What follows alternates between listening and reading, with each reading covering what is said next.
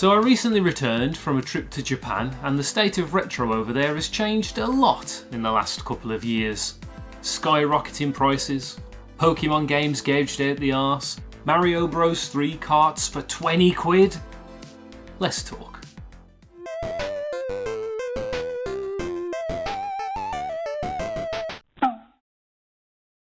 Hi there, Game Gaijin here, and let's tackle the first question you probably have.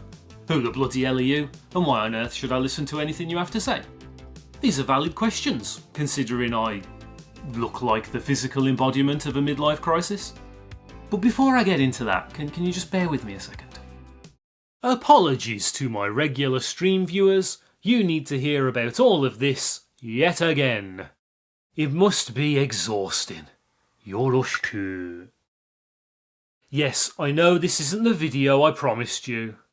Look, leave me alone, okay? Editing's really hard. So, back in 2015... Oh, hang on a sec. Much better. Back in 2015, I moved to Nagoya. That's the middle bit of the main banana, by the way. Oh, banana. Where I proceeded to, quite possibly, spend the greatest 6 years of my entire life. Now, I've always been a fan and collector of retro games, so I used this as the perfect reason, to start a proper collection of Japanese consoles and games. That means I've been collecting Japanese games for knocking on a decade at this point. And during that time, I'd like to think I've watched the prices pretty closely. I used to spend a lot of my free time cycling around Aichi, that's the prefecture that Nagoya is in, hunting for bargains. If I ever visited somewhere new, I'd make sure to go to as many book-offs, hard-offs or other second-hand shops as possible, just to see what cheap or rare delights each region had to offer. Heck, even during business trips I would sneak off in my spare time, just in hopes of snagging some cheeky pickups. My colleagues absolutely loved this, and they'd always ask me about what weird otaku wank I was up to. You disgust me! I think it's safe to say, when it comes to the price of Japanese games, I know my stuff. Granted, since coming back to the UK in 2021, I haven't exactly followed the prices as much as I would have done in those heady Japan days, but I'd like to think that I understand the value of the yen and how much these games should cost. So what's gone wrong then? Let me paint you a word picture. It's 2024. The UK economy's pretending to improve. Glasgow just held the premier Willy Wonka event of the century. And in the background, a wet kipper is planning to surprise the UK public with a general election. Things can only get better. Me? I'm sad and missing Japan. So I plan a 2.5-week trip to meet some pals and get my retro fix. Starting in Tokyo, I spent some time walking around Akihabara and Nakano searching for rare games. I say rare games specifically because the Tokyo area has always been subject to what I call Tokyo tax, a premium you have to pay just because you're in the capital and there's a lot of tourists knocking about. After all, tourists don't understand how the monopoly money works. Now that's not to say that there's no bargains to be had or that it's not worth paying the premium to just pick up a game that you can't get anywhere else. But I did note that Tokyo tax was a lot higher this year, but didn't think anything of it as I moved out to other regions and prices seemed pretty standard. Yes, they'd gone up a little bit than before, but that's to be expected with retro. One thing I had noticed, especially in Kyoto oddly enough, was that Pokemon games had moved to the forefront in quite a few shops. Even going as far as to occupy precious cabinet space. I know, scandalous. The prices had gone up quite a bit too. I figured this was thanks to the Pokemon card boom that had happened over lockdown. And Kyoto is another high traffic area for tourism, after all. That being said, in most places these games were still trash box or off the shelf titles that you could get at a fair price. All in all, it was a fun trip where I got to pick up some neat stuff and hang out with some mates. Fast forward to this year, glorious 2025. Why are we still here? Just to suffer? Blah. Where my hankering for buddy hangouts, bathing with naked Japanese men and Tobimaro ramen had peaked once again. Time for another 2.5 week trip then. And because I'm insane, I started planning the trip in early March to leave just 2 weeks later and return sometime early April. So before I knew it, I was yet again off on a plane to the land of dope-ass trains and half-price bento. On my arrival, I noticed something odd. Tokyo tax had gone through the roof. A lot of games were now double what I was expecting them to be. Everywhere was pushing Pokemon games, and they were all now cabinet worthy, apparently. Even Mario was getting in on the action, demanding ludicrous prices for games you can literally find under every rock. Common as muck titles going for 10 times their expected value. Now look, I get that prices will increase over time. I already said this like 2 minutes ago. Yes, they'd gone up a little bit than before, but that's to be expected with retro. But this was different. This felt wrong. At the time, I just put it down to Tokyo tax. As I'll go into more detail later, the yen is pretty weak right now. So Tokyo is just capitalising on the increased spending power of tourists, hoping to rake in more of their monopoly money. It'll be fine everywhere else, I told myself. I was certain of it. After a few days, I'd planned to head north to Sendai, a city known for its beef tongue and Date Masamune. I hadn't been there since like 2017, so I was eager to get back and visit as many seagulls as possible. No, not the bird. Seagull is the name of Sendai's regional game store, and they're pretty neat. Alongside this, I wanted to visit Yamadera in Yamagata Prefecture, something I hadn't had time to get round to during my previous trip. This would give me 2 whole prefectures of retro to root through. I was feeling like a real lucky boy.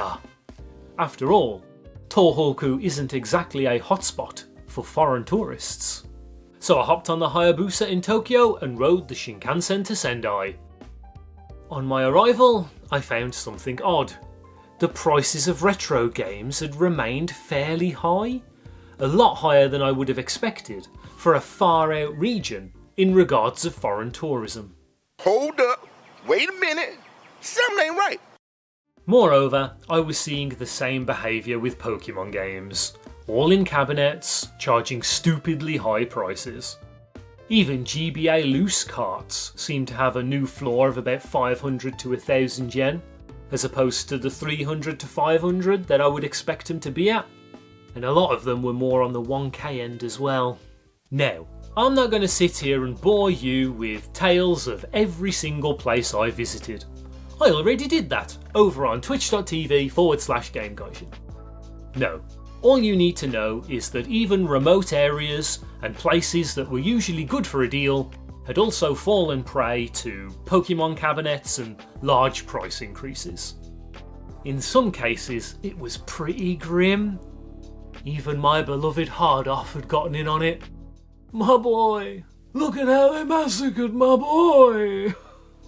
Okay, before we move on, there are still a couple of things that I do want to highlight.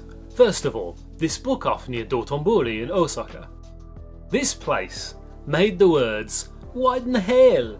actually escape from my mouth, out loud, when I saw this tray of Super Mario Bros. 3 games for 3,600 yen a pop.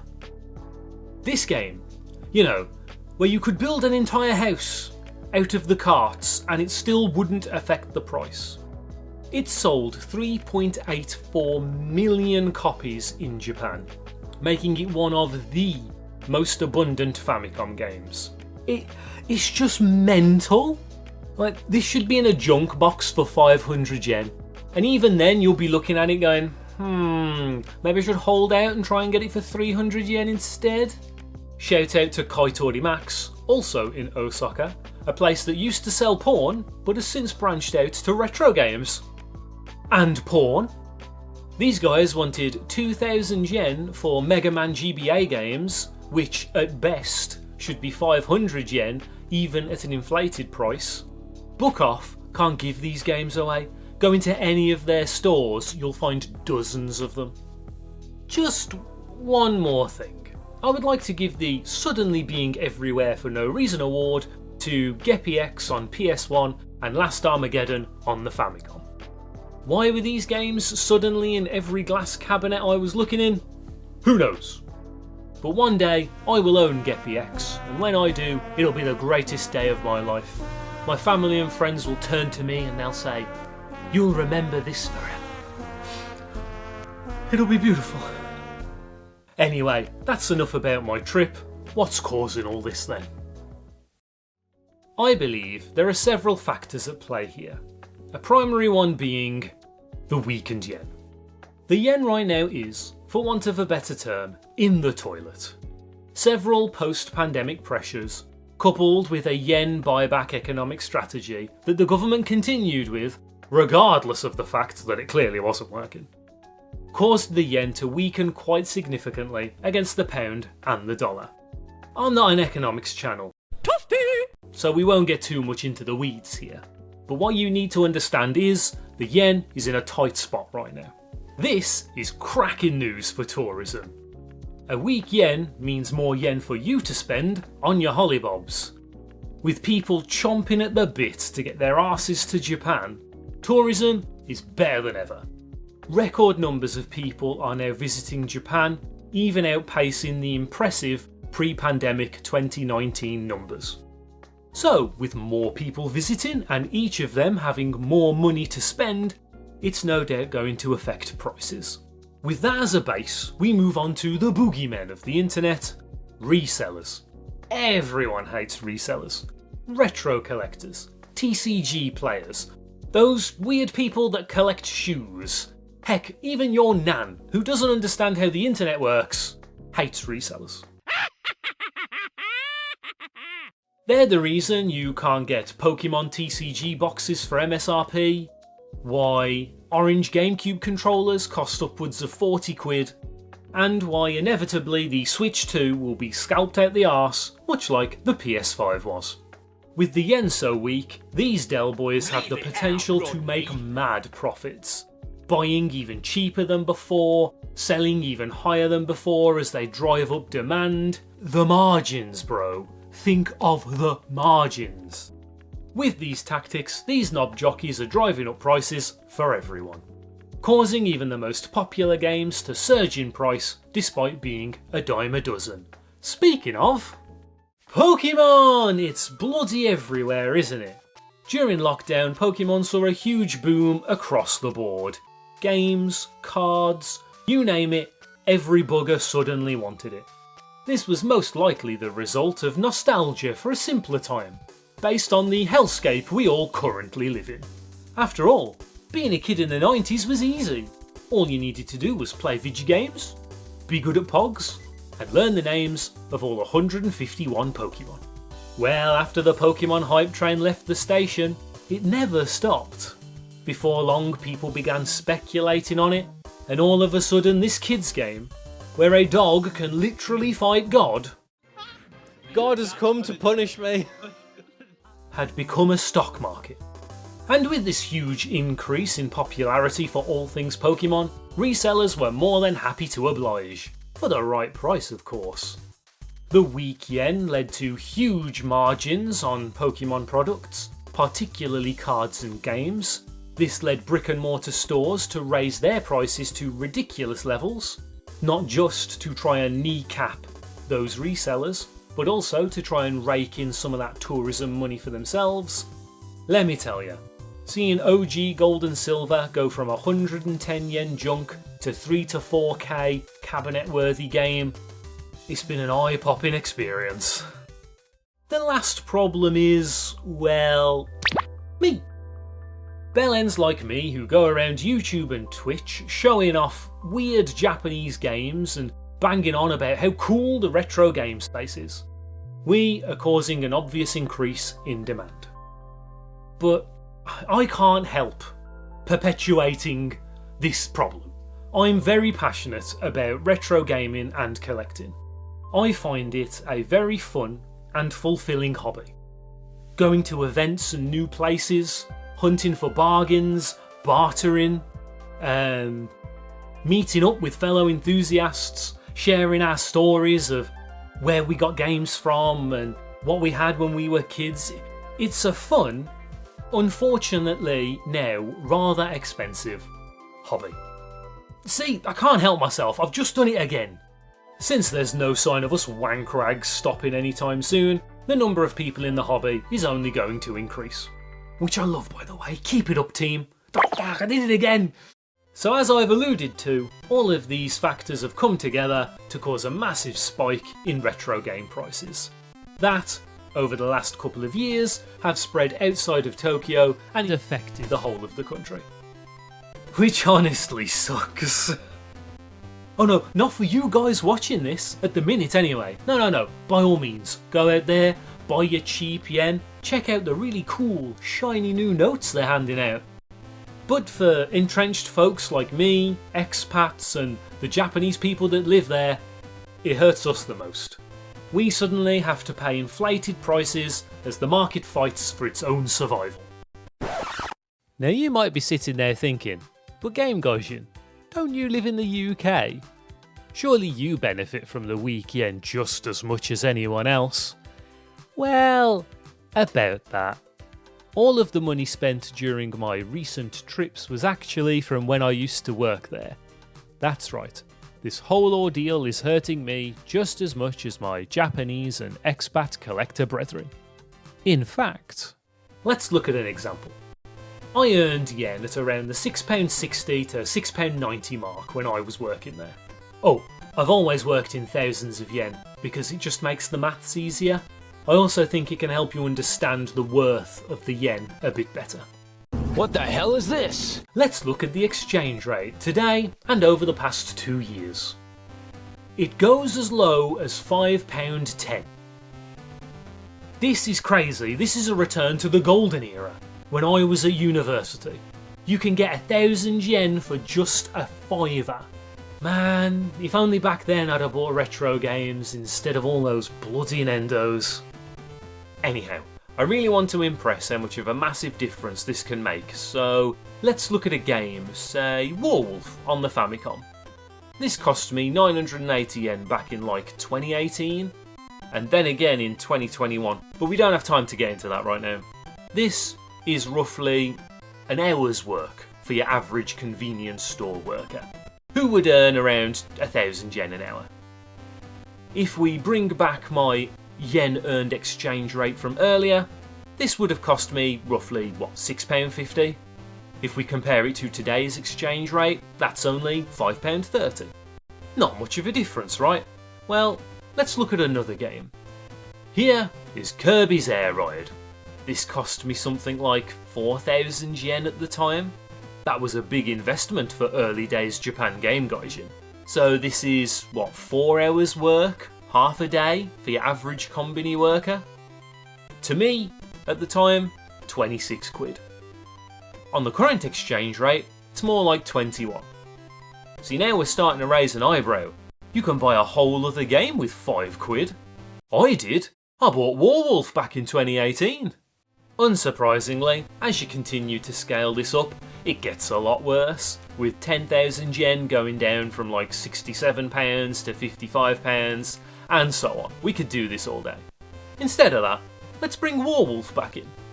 How you doing these days, boys? What? No. Oh my god! Yeah, these lads have gone up quite a bit over the last few years, haven't they? So let's look at our prices again. Warwolf has gone up to about 4,500 to 6,000 yen. That is a pretty big jump. Our poor combini worker will now need to work a whole 6 hours just to buy one on the upper end. That is a 6 times increase, obviously, because that's how maths works. Warwolf would now cost me between 30 and 40 bones. It's not quite £6.50, is it? To you though, dear current exchange rate user, a mere 22,230 of your finest British pondos. For some perspective, if we compare that to the current minimum wage in the UK of £12.21, you could earn your copy of Warwolf after just 2 to 3 hours work. Half of that of our combini worker. And if we look at Kirby Air Riders, I'm sure you get the point by now. Our poor combini worker needs to work a full 8-hour shift and some overtime if he wants to snag this. Quite a difference from just half a day's work. And if we were to look at the dollar, the story is much the same. Tourists have a lot of spending power right now, and it's having a massive effect on games prices. But don't celebrate too soon, tourists, because if/when the yen recovers, what do you think's going to happen to all these prices? They're not magically going to return to what they once were. Yeah, you might see a slight drop, but nothing significant, not for a while at least. And once the yen recovers, it's going to hit tourists just as bad as it hits the locals. Is that the end of the story then? The market's in tatters and we're all buggered. Well, those of you that know me better know I like to try and keep it positive around here, so let's see if we can salvage this. So, what do we do now? Well, first off, if you've ever wanted to go to Japan, now's the time. Heck, even if you haven't, just hear me out. I highly recommend visiting Japan at least once in your life. Trust me, you will not regret it. Amazing food, wonderful architecture, beautiful nature, and you can buy used women's underwear from capsule machines. Truly, it is the land of kings. But seriously, Tokyo is a very English-friendly place. You can get around most places using just English without any Japanese. I do recommend learning some basic phrases as it will help a lot, especially once you head outside of the capital. Look, I'm not sponsored by the Japanese Tourism Board, but I should be, damn it! Okay, I do neglect to mention here the fact that flights and hotels aren't exactly cheap, especially in the current climate. Not everyone can afford to go to Japan. But if you do have some money for a holiday coming up, it's a place that I highly recommend. The retro delights are a mere Brucey bonus on top of all the other cool stuff you can do, see, and eat. I'd love it if I didn't have to add this bit in, and that my points would be taken in good faith, as I hope they come across. But you know, if I didn't, some smarmy son of a gun would have slapped it in the comments. How do people do this for a living? Right, now for some advice that applies to everybody. While prices have gone up a fair bit, there are still bargains out there to be had. Unfortunately, they will require a lot more effort than they did before. You're going to need to head out to remote locations, get your arse into every book off, hard off and second-hand shop your body will allow. If, like me, all you really care about most of the time is that the game actually plays, you can save a hell of a lot of money just buying games that have, let's say, been loved a little bit more than others. Perhaps the sleeve is a bit tatty, or the disc has some light scratches on, but should still play just fine. Maybe the kid who originally owned it wrote his name on the cart. I find this to be a bonus actually. Adds a history to the game, much like Toys R Us and Game Station stickers and receipts do in British retro games. Personally, the only console I collect for when I'm a bit pickier with the games is the Saturn. I like the pricier games to come with the Obi, for example. But don't get me wrong, that won't stop me from buying a bit of a knacker if the price is right. Pokemon games are the only things you'll struggle with really across the board. Everyone is in on that, so getting a decent deal requires you to get very lucky. If you want to pay the proper price for a title like, I don't know, Super Mario Bros. 3, then junk bins and patience are your friend. A lot of this boils down to just good timing and knowing when to bite. When does the condition of a game and its price line up just right for you? Now, nobody's perfect at this. You could argue I buggered it up in my recent trip with a game called Yakitori Musume on PS1. I saw a copy in Nagoya, liked the condition, with how rare it is, I bought it. Towards the end of the trip in Osaka, sod's law, I found another one for 1,000 yen less. With how rare the game is, the condition and the price were right for me, so I bit. No regrets. Too bad. You blew it. Better luck next time. Game over. You could also scour the likes of Yahoo Auctions and Mercari Japan. There are plenty of people out there selling stuff on the cheap. They're more than happy to do this because it's a lot more than they would get trading those games in to the big chains. Just be careful of scams and fakes. Knowing Japanese helps, but it's not a requirement these days with the services and tools available. Just don't buy anything labelled Kaigaiban. That is code for a fake from AliExpress or something. Now some of you are thinking, herder, just emulate the games. Look at all these idiots spending money on retro games. And to you I say, well done for missing the whole bloody point. Look, I'm a big advocate for emulation. It's great. It gives people increased access to rare and funky titles, while also letting people that can't afford the hobby in the way that they want get on board and have fun with retro games. I emulate games. If I need to capture footage for a video, it's easier to do with an emulator. If there's a rare or expensive game I want to buy, I'll emulate it a bit first to make sure it's worth spending my limited, precious retro game funds on. Heck, even if I just can't be arsed to go to storage to get that week's Game Gaijin CX challenge game, I'll rely on emulation. I'm all for it, cracking stuff. But sorry, if you're the kind of person that thinks like that, then this doesn't concern you. This is not your discussion. You are not a collector. Thanks for watching the video up to this point though. I really appreciate it. And I love you. As I went off on one about a bit earlier, retro collecting comes with cool events and meetups that you don't really get from being sat at home on your Todd downloading a ROM. Look, essentially, you guys are valid too. But can't we all just get along and have fun? We all enjoy the same thing, just in different ways? Anyhow, you guys out there that do like to save your shekels and spend them on physical titles, particularly from Japan, your biggest tools are patience and knowing when to go all in. This can take time, but with enough diligence, you can do it. I believe in you. Well, we don't really need this anymore. All in all, it's a bit shit, isn't it? But it's not the end of the world. With a little effort and patience, money can be saved, and bargains can still be had. The hunt is most of the fun anyway, right? I mean, yeah, that gets a bit harder, but that just makes the challenge all the more thrilling. And dare I say, when you do find that bargain, it'll mean all the more to you. But for the love of God, do not spend this much on Super Mario Bros. 3. If I find out you've bought one of these, I swear, I will come to your house.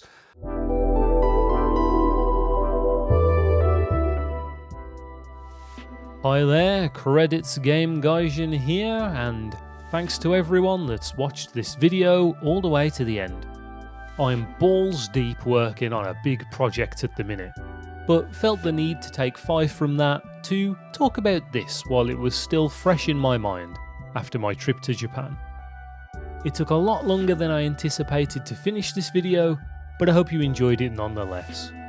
I can't promise it'll be worth it, but please wait just a bit longer for the big video. It will come out eventually.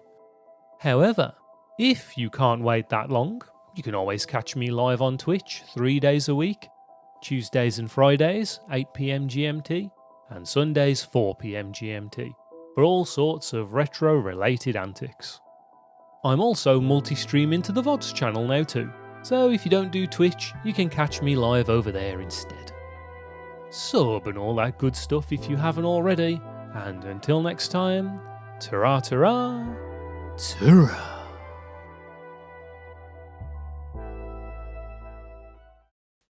This is what I was originally wearing when I wanted to film this video. Look at this. Why do I always make this mistake? Why am I like this?